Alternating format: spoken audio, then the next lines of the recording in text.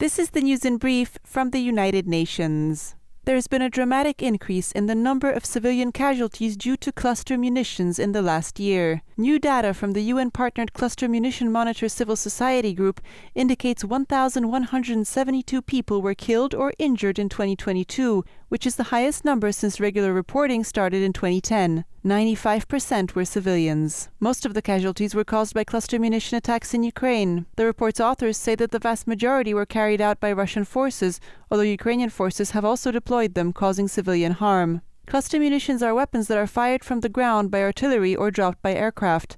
They open in the air to disperse hundreds of mini-bombs over a wide area. Many fail to explode on initial impact, leaving a lethal legacy. In 2022, over 70% of casualties from remnants were children. The report's authors insisted that governments must unite to firmly condemn their use and join the global ban on these weapons, the Convention on Cluster Munitions. A total of 112 countries have ratified or acceded to the 2008 treaty so far, while 12 have signed it.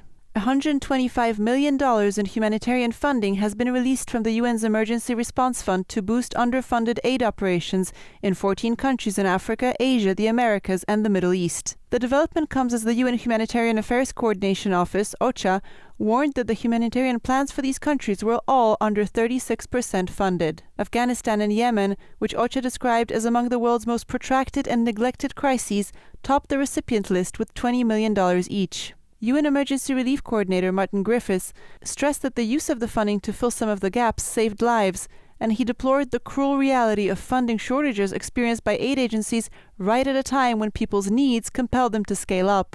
OHCHR noted that in 2023, global funding requirements have surpassed $55 billion to support 250 million people affected by conflict, the impact of the climate crisis, natural disasters, disease outbreaks, displacement, and other crises. An unprecedented number of migrants and refugees continue to cross the dense tropical jungle between Colombia and Panama known as the Darien Gap, risking their lives and facing horrific human rights abuses, the UN Rights Office OHCHR said on Tuesday.